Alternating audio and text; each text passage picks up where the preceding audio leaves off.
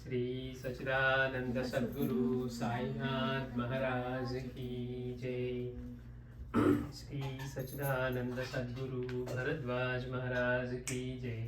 श्री सच्चिदानंद सद्गुरु पूर्णानंद महाराज की जय।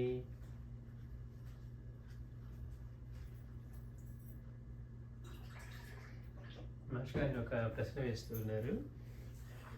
మీరు స్త్రీలకి పతి తర్వాతనే దైవం అన్నారు. మీరన్నది సాధువర్తనులైన భర్త విషయంలో నిజం కావచ్చు, కానీ మానవత్వమే లేక వర్తించే వారి విషయంలో అది ఎలా సమంజసం అంటున్నారు. పతియే ప్రత్యక్ష దైవం అంటారు కాబట్టి మీరు స్త్రీలకు పతి తర్వాతనే దైవం అంటున్నారు. మీరన్నది సాధువర్తనులైన భర్తల విషయంలో నిజం కావచ్చు. అంటే భర్త కనుక సాధువర్తనుడైన మంచివాడైతే ఆయన్నే ముందు పూజించాలని ఏదో అనుకోవచ్చు. సాధువర్తనులైన భర్తల విషయంలో నిజం కావచ్చు, కానీ మానవత్వమే లేక వర్తించే వారి విషయంలో అది ఎలా సమంజసం అంటే దానికి అందరికీ వస్తుంది. మంచివాడైతే మనం అవతరణ మంచిగానే ఉంటాం, మంచిగా లేని వాళ్ళతో ఎలా ఉండటం అనేది. అందులోనూ ఆయన తర్వాత దైవం అని చెప్పాడు, అందుకని ఇప్పుడు సమస్య వచ్చింది. దానికి మాస్టర్ వివరిస్తున్నారు. పురుషుల విషయంలో కూడా ఒకసారి గురువుని తలచి ఆశ్రయించిన తరువాత ఆ గురువుని ఎట్టి పరిస్థితుల్లోనూ త్రిమూర్తి ఆత్మకుడిగాను పరబ్రహ్మగాను విశ్వసించి సేవించాలని ఆచారం. మాస్టర్ ఎంత అద్భుతంగా స్టార్ట్ చేశారంటే, జనరల్గా ఏమనిపిస్తుంది, మాకే ఎందుకు ఇలా పెట్టారు, వాళ్ళకి పెట్టచ్చు కదా అని మనకు అనిపిస్తుంది. అంటే ఎప్పుడైనా సమస్య ఎవరికి ఉంటుందో వాళ్ళు ఆలోచించే విధానం వేరుగా ఉంటుంది. మనకి విషయం అర్థం కానప్పుడు, అందుకని ఇక్కడ మాస్టర్ ఏం చేస్తున్నారు, అసలు భర్తకి పురుషులకి ఎలాంటి చెప్పారో చెప్తున్నారు. పురుషుల విషయంలో కూడా ఒకసారి గురువుని తలచి ఆశ్రయించిన తరువాత ఆ గురువుని ఎట్టి పరిస్థితుల్లోనూ త్రిమూర్తి ఆత్మకుడుగాను పరబ్రహ్మ స్వరూపంగాను విశ్వసించి సేవించాలని ఆశిస్తారు. ఒకసారి గురువుని పురుషుడు ఆశ్రయించిన తర్వాత ఇంకంటే ఆయనే పరబ్రహ్మ, ఇంకా అంతకుమించి మళ్ళీ ఆయన విడవడం అనేది ఉండకూడదు, అది అలా సేవించాలని ఆశాచారం. ఉపనిషత్తుల్లో ఎందరో గురువులు ఎంతో అమానుషంగా శిష్యులను బాధ పెట్టినట్లు అయినా ధైర్యాన్ని, అంటే ధీ అంటే బుద్ధి, విడువక వారిని నిశ్చల విశ్వాసంతో సేవించి కృతార్థులైన వారిద్దరి గురించో వర్ణించబడింది. అంటే ఉపనిషత్తుల్లోనూ వాటిల్లోనూ మనకి పురాణాల్లోనూ ఉపనిషత్తుల్లోనూ ఎంతో మంది గురువులు, ఎలాంటి గురువుల గురించి చెప్పారంటే మహామహులు, కానీ వాళ్ళు ఎంతో క్రూరంగా, అంటే చూసేవాడికి ఎలా ఉంటుందంటే శిక్షిస్తూ ఉంటే, మన మిలాల పద్ధతి చదివిన అంతే ఉంటుంది, వేద ధర్ముడి దగ్గర తీసుకున్నా అంతే ఉంటుంది.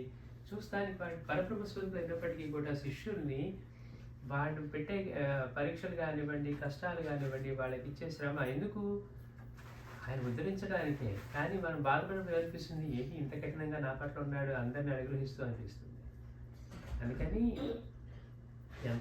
ఎందరో గురువులు ఎంతో అమానుషంగా అంటున్నారు, శిష్యులను బాధ పెట్టినట్లు అయినా ధైర్యాన్ని, అంటే బుద్ధిని వీడక వారిని నిశ్చల విశ్వాసంతో సేవించి కృతార్థైన వారి అందరి గురించో వర్ణించబడింది. మనం శ్రీగురు చేతిలో చూస్తాం, ఆయన సేవ చేయడానికి ఎంతటి స్థితికి వచ్చాడంటే, మీరు అనుభవించిన పాపకాల మీద నాకు ఇవ్వండి, నేను అనుభవిస్తాను. కాదు, అది ఎవరిది వాళ్ళే అనుభవించాలి, నాకు సేవ చేస్తే చాలన్నారు. తీరా అక్కడి సేవకుల్లో ఎంత కఠినంగా ఉన్నట్టుగా ఉంది, నువ్వు నన్ను శుభ్రంగా చేయట్లేదు, నాకు శుభ్రం చేయట్లేదు, అది చేస్తూ ఉంటే నువ్వు ఇంకా వీడి భోజనం తీసుకురాలేదు అంటున్నాడు. భోజనం తీసుకొస్తే రుచి బాగాలేదని చెప్పి నేలకేసి కొడుతున్నారు. వీడి మంచి భోజనం తీసుకురాపోవాలి, భిక్ష పెట్టినప్పుడు ఇతనికి ఎట్లా తెలిసింది మంచిదా కాదా.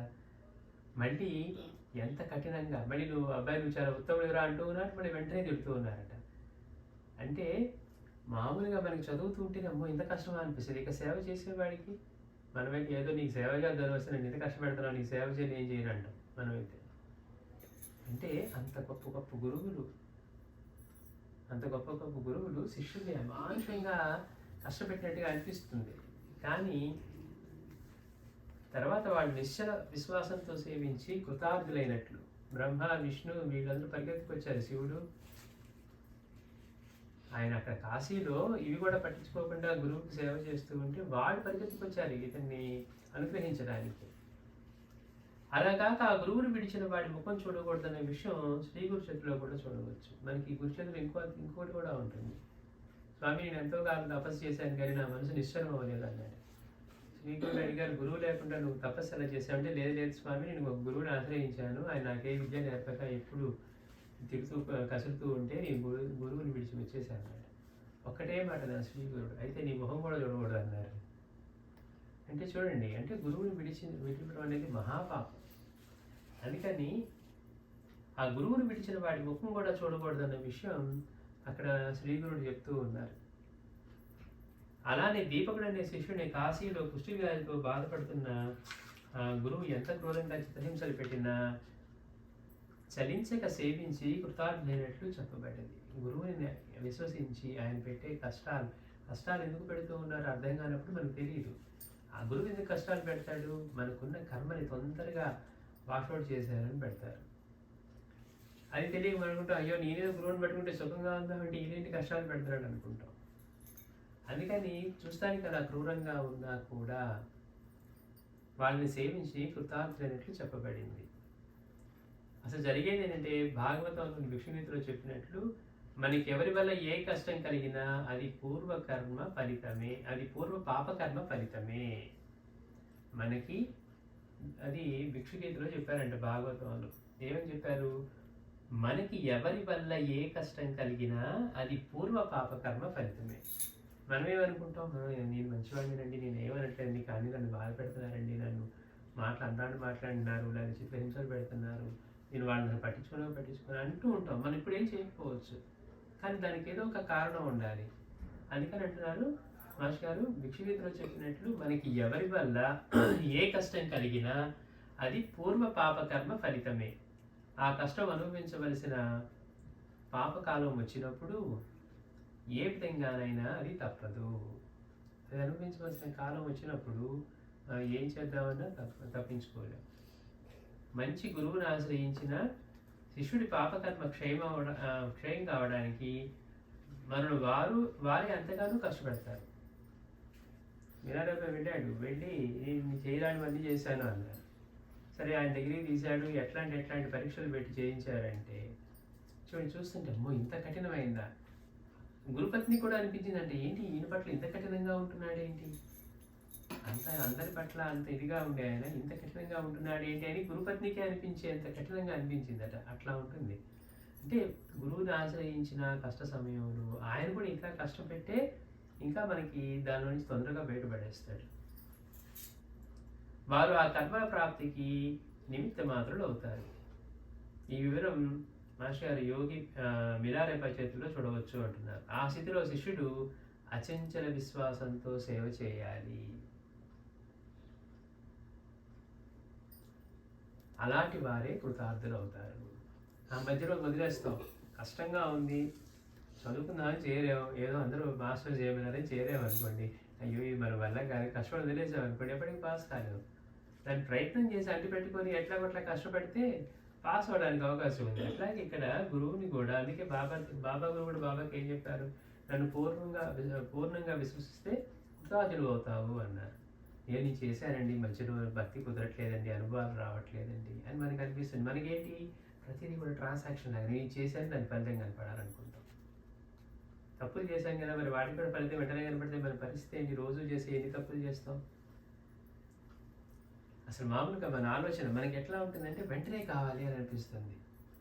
కానీ చేయటం వరకే మన పని. గురువు చెప్పాడు, ఇదిగో నువ్వు వెళ్ళి ఆ చెట్టుకి నీళ్లు పోస్తూ ఉండి ఎండిపోయిన మేడి కొమ్మ కన్నారు పోస్తూ ఉన్నాడు. ఇదిగో ఆయన చెప్పిన పని చేయటమే నా పని, అనుగ్రహించడం ఆయన పని. ఆయన మాట, గురువు మాట తప్పడు కదా. అది విశ్వాసం. అలాంటి విశ్వాసం పెట్టుకొని ఆయన అంటి పెట్టుకొని ఉంటే మనం కృతార్థులు అవుతాం. క్షణంలో ఆయన తలుచుకుంటే క్షణంలో. అందరూ అపహాస్యం చేస్తూ ఉన్నా, గేడి చేస్తూ ఉన్నావరే, నీకు ఈ జన్మలో ఆ పాపం పోయా ఇది లేదని చెప్పడానికే నీకు శ్రీగురుడిలా జయించారు. నాకు అవన్నీ అనవసరం. గురువు మాట నిలబెట్టుకోవడం ఆయన పని. ఆయన సత్యం ఎందుకు పలుకుతాడు, నేను చేయటమే నా పని.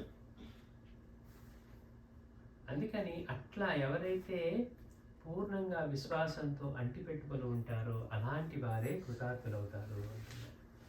అలాగాక ప్రారంభవశాన అర్హుడైన కపట గురువుని ఆశ్రయించిన ఆ పాపకర్మ ఫలమే వారి వలన కలిగే బాధా రూపంలో కూడా అనుభవం అవుతుంది. ఇదంతా ఎవరికి చెప్తున్నారు? పురుషుడికి. గురువుని ఆశ్రయించినప్పుడు ఎలా సేవించాలి, ఇవన్నీ గురువు కూడా ఎన్ని కష్టాలు పెడతాడు, ఎన్ని పెట్టినా ఆయన విడవకుండా ఎలా సేవించాలి, రెండవది మనకి కలిగే కష్టాలు కానీ ఇవన్నీ ఎవరి వల్ల ఏ కష్టం కలిగినా కానీ అది పూర్వ పాపకర్మ ఫలితమే. మనం అంతకుముందు ఏం చేసాం మనకి తెలియదు కదా. అందుకని ఇవన్నిటిని అట్లా ఎన్ని వచ్చినా కానీ ఎవరైతే ఆయన అంటి పెట్టుకొని సేవ చేస్తారో గురువుని మన సేవతోటి మెప్పించగలుగుతామో ఆచరణతోటి, వాళ్ళు కృతార్థులవుతారు. అట్లాగాక ఒకవేళ ప్రారంభవశాన అగ్నుడైన కపట గురువుని ఆశ్రయించిన, ఇవాళ ఎక్కువ మందికి జరిగేది అదే. గురువుని ఎలా తెలుసుకొని ఎవరిని ఆశ్రయించాలో తెలుసుకోకపోవటం వల్ల ఎక్కువ మంది వాళ్ళు నిర్ణయించుకున్నప్పుడు మనం అగ్నులం కనుక అలాంటి వారిని ఎన్నుకుంటామని జిడ్డు కృష్ణమూర్తి గారు చెప్పారు అని భాష గారు అంటారు. అంటే ఏంటి? మనం ఎలాంటి వాడో అలాంటి వాళ్ళని ఎన్నుకుంటాం. మనం మనకంత జ్ఞానం ఉంటే జ్ఞానాన్ని ఎన్నుకుంటాం. మనకి జ్ఞానం లేదు కదా. అందుకని అట్లా వాళ్ళని ఆశ్రయించినా కూడా ఆ పాపకర్మ ఫలమే వారి వలన కలిగే బాధ రూపంలో అనుభవం అవుతూ ఉంటుంది. అప్పుడు కృత్రిమంగా గాక సహజము అమాయకము అయిన విశ్వాసంతో సేవించగలిగిన వాడికి కొత్త దోషం సంక్రమించదు, కానీ కర్మ క్షయమవుతుంది. అంటే అట్లాంటి గురువుని ఇక్కడ మాస్టర్ అంటున్నారు, ఒకవేళ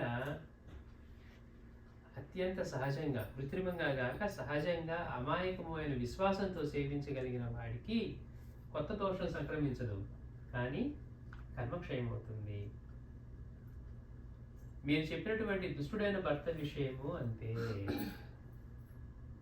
అంటే ఇప్పుడు ఎందుకు ఈ మాట చెప్పారు మాస్టర్ గారు? ఒకవేళ మనం ఒక కపట గురువుని ఆశ్రయించిన, మనం ఆ పాపకర్మ వల్లనే ఆయన్ని ఆశ్రయిస్తాం, అది మనల్ని బాధిస్తుంది. మనం ఆ విషయం తెలియక అమాయకంగా నిజంగా ఆయనే పూర్ణుడిని నమ్మి ఆయన సేవిస్తే కూడా ఏమవుతుందట? మనకి కొత్త దోషం ఏమీ సంక్రమించదు, కానీ కర్మక్షయం అవుతుంది అన్నారు. మరి దుష్టుడైన భర్త గురించి అడిగారు కదా మాస్టర్, అదే చెప్తున్నారు. మీరు చెప్పినటువంటి దుష్టుడైన భర్త విషయమైనా అంతే. అటు కపట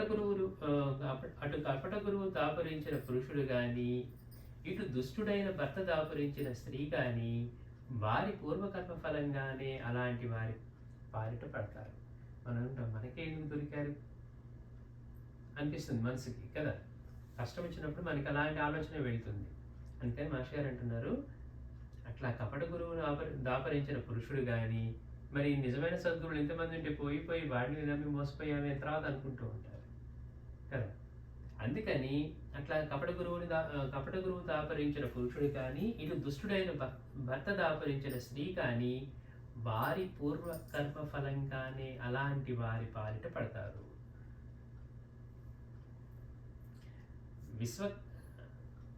సర్వకర్మ ఫలప్రదాత అయిన భగవంతుడు సర్వగతుడు. వారి కర్మను అనుసరించి వారికి ఆ రూపంలో తారసిల్లి వారి కర్మ ఫలాన్ని వారికి అందజేస్తాడు. ఆ స్థితిలోనూ అచంచలమైన పాతివ్రత్యంతో పతియే దైవమని విశ్వసించి సేవించగలిగిన స్త్రీలు బ్రహ్మజ్ఞానాన్ని పొందారు. చూడండి, ఇక్కడ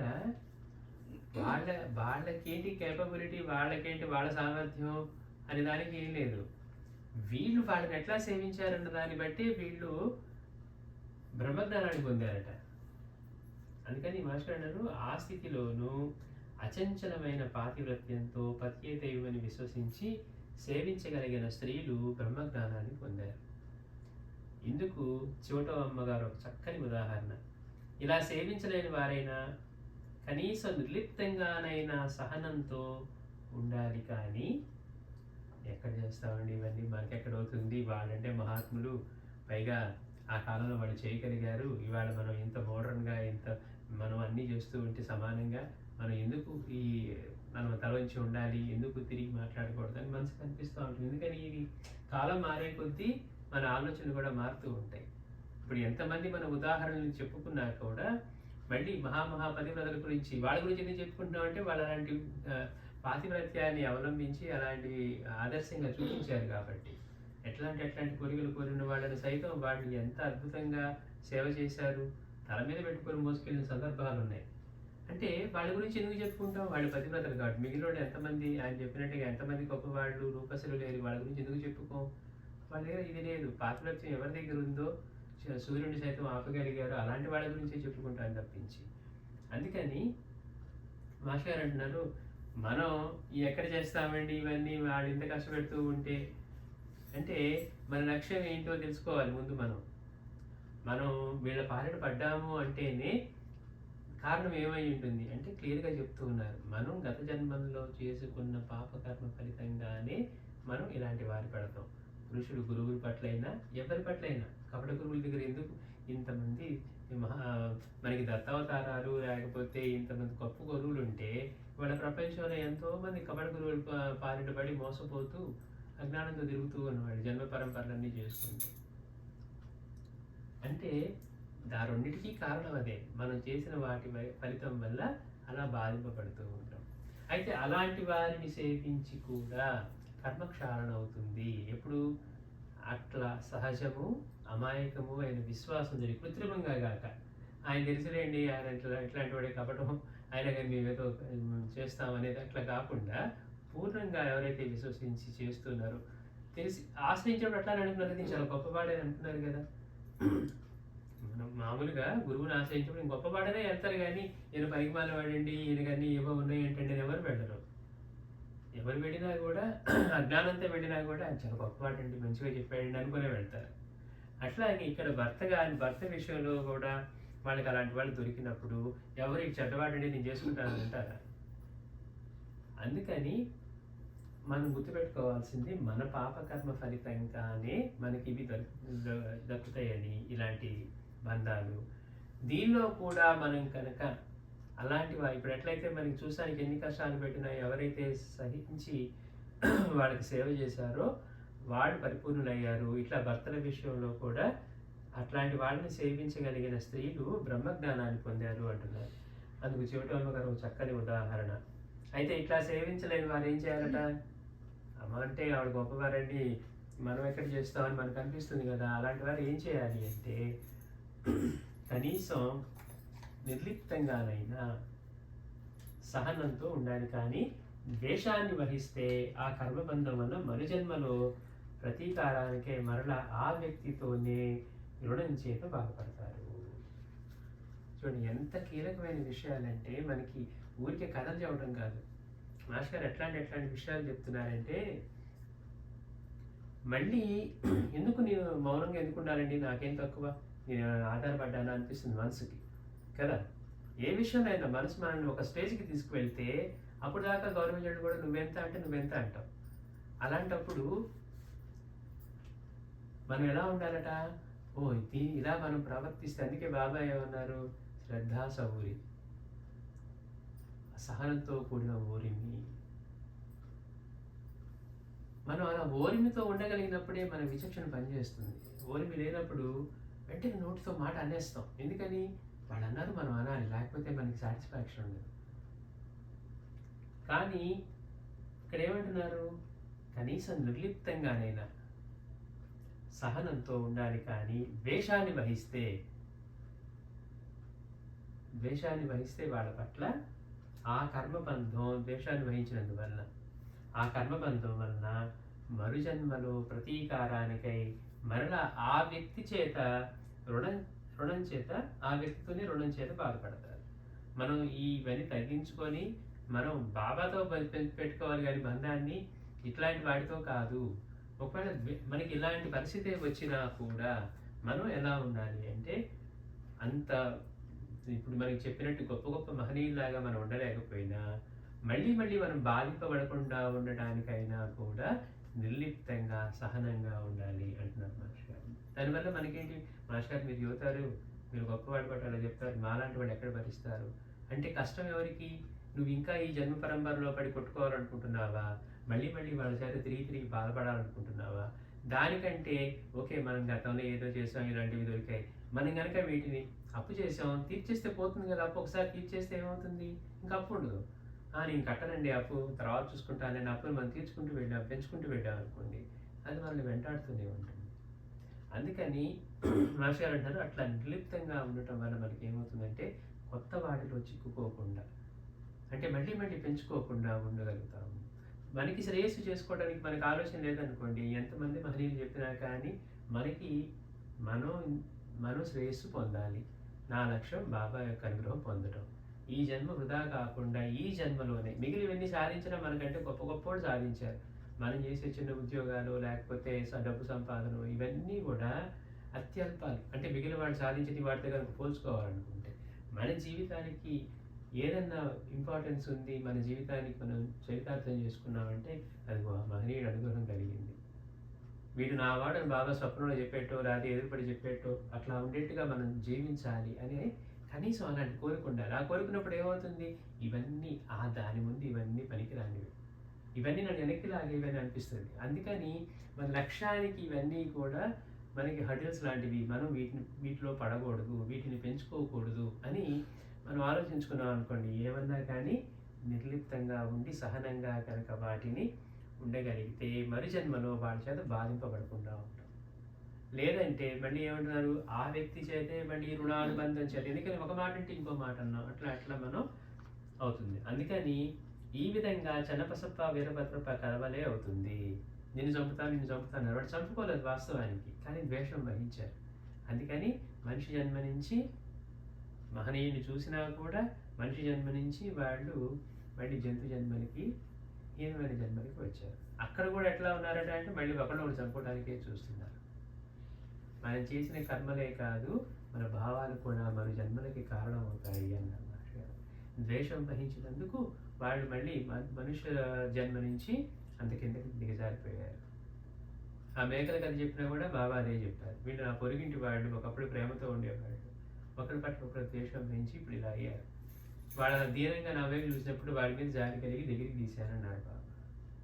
అంటే అర్థం ఏంటి, వాళ్ళు నా పొరిగింటి వాడు అంటే అర్థం అక్కడ సాయినాథులంతటి మహనీయుడు వాళ్ళ పక్కన ఉన్నా కూడా మన బలహీనతలు బలంగా ఉన్నప్పుడు, మనలో ఉన్న ఇలాంటి భావాలు బలంగా ఉన్నప్పుడు ఆయన దగ్గర ఉంటున్నా కూడా మనకి ఇవే బలంగా ఉండి ద్వేషాన్ని పెంచుకుంటే ఆయన అట్లానే ఉంటారు, మనం తిరిగి జన్మలు పొందుతూ ఉంటాం. అందుకే సాయి సూక్తుల్లో ఇతరుల మనసును బాధిస్తే, ఇతరులు మనల్ని బాధిస్తే మనం ఎలా ఉండాలో చెప్పిన వాటిని చూస్తే తెలుస్తుంది. ఇతరులు కనుక మనల్ని బాధిస్తే బాబా మనల్ని ఎట్లా ఉండమన్నారో బాబా సూక్తుల్లో చూస్తే తెలుస్తుంది అంటారు. అంటే నిన్ను ఎవరైనా బాధిస్తే అక్కడి నుంచి వెళ్ళిపో, వాళ్ళతో కొట్లాడుకో. నువ్వు ఎవరితో గొడవ పడినా కానీ బాబా ఏమంటారు, నాకు ఏకేం కలుగుతుంది అన్నారు. ఎవరైతే నిందను సహిస్తాడో వాడు నాకెంతో ఇష్టడు అంటున్నారు. మన దగ్గర ఏ తప్పు లేకపోవచ్చు, నిందపడడానికి ఇప్పుడు చేసిన పనే కారణం కాకపోవచ్చు. అందుకని ఏమంటారు, ఎవరైతే నిందను సహిస్తాడో వాడు నాకెంతో ఇష్టడు. బాబాకి ఇష్టడిగా ఉండటం కావాలా, మన అహంకారాన్ని పెంచుకోవటం కావాలా? మన అహంకారం అడిగిపోవడానికి క్షణం చాలు. బాబాకి ఇష్టడిగా ఉండాలంటే జీవితాంతం చేయాలి. అందుకని అప్పుడు మనం అది ఎన్నుకున్నాం అనుకోండి, పక్కన వాడిని నిందించినప్పుడు లేకపోతే మనల్ని బాధ పెట్టినప్పుడు మనం ఎలా ఉండాలో బాబా సూక్తులు మనకు తెలుపుతాయి అంటున్నారు. బాబాని కూడా ఎన్ని మాటలు అన్నారు. మనం ఎంత అంతటి పరబ్రహ్మ స్వరూపాన్ని ఎవరి పాదాల చెత్త అన్ని సృష్టి అంతా ఉందో, ఎక్కడ ఒక చోటే కొట్టి నిప్పు నీరు దిగలిగిన వాడు, ఆగు అంటే వర్షాన్ని ఆపగలిగిన వాడు, అంతటి ఆయన ఎన్ని మాటలు అన్నా కూడా ఆయన ఎక్కడన్నా మనలాగా ఆయన స్పందించారా? అందుకే మాస్టర్ అంటారు, ఆయనకి గౌరవించేవారు తృణీకరించేవారు అని భేదమే ఎరుగని మహనీయుడు అన్నారు. అందుకని బాబా సూక్తులు కనుక అలా చూస్తే మన శ్రేయస్సు కోసం బాబా ఏం చెప్పారు, నిన్ను ఎవరన్నా ఏదన్నా బాధపడితే మౌనంగా ఒక మాటలో సమాధానం చెప్పు, లేదంటే అక్కడి నుంచి నామను స్మరించి పక్కకు తొలిపో. మనం ఇంకా అవకాశం ఇవ్వట్లేదు. ఎందుకని, ఇది మనకి శ్రేయస్సు. బాబా మనకి చెప్పారు అంటే మన శ్రేయస్సు కోసం చెప్పారు. గురువు ఎప్పుడు మనకి ఏదో మనల్ని తక్కువ చేయాలని అలా చెప్పరు కదా, మనల్ని ఇంకా ఆయనంత స్థితికి తేవాలని చూస్తూ ఉన్నారు. అందుకని ఎలా ఉండాలో చెప్పినవన్నీ కూడా మనకి చూస్తే తెలుస్తుంది. పురాణాలలోని దుష్టులైన భర్తలను సేవించిన పతివ్రతలు కూడా ఉన్నతికి వచ్చిన ఉపాఖ్యానాన్ని కూడా ఈ విషయాన్ని వివరిస్తాయి. యుద్ధం వంటిది కూడా రాగద్వేష ద్వంద్వరహితంగాను స్వధర్మంగా యుద్ధం చేయాలని చెప్తుంది. అంటే అంటే మనం మౌనంగా ఉన్న ద్వేషం పెంచుకోకూడదు. మౌనంగా ఉండొచ్చు, కానీ ఆ వ్యక్తి పట్ల ద్వేషం పెంచుకోకూడదు. అది బాగా యుద్ధం చేసినా కూడా ఎలా ఉండాలంట? కృష్ణుడు ఏం చెప్పాడు? యుద్ధం చేస్తూ ఉన్నా కూడా నువ్వు ఈ ద్వంద్వాలకు అతీతంగా ఉండి చేయమన్నారు. వీడు నావాడు, లేకపోతే నాకు కానివాడు, వీడు నా మిత్రుడు, నా శత్రుడు, ఇది కాదు. ఈ ధర్మం, అధర్మం, ఈ ధర్మం గురించి చేయమన్నారే తప్పించి ద్వంద్వాలకి ఎక్కడ లోనవ్వకుండా. అందుకని మనం ప్రవర్తించేటప్పుడు కూడా వాళ్ళ పట్ల మనం ద్వేషం పెట్టుకోకూడదట. ఎందుకని ద్వేషం పెట్టుకుంటే మనం మాట్లాడకపోవచ్చు, మనసులో ఉంది కదా ద్వేషం, మనల్ని మళ్ళీ జన్మలంతా కిందకి ఇచ్చేస్తుంది.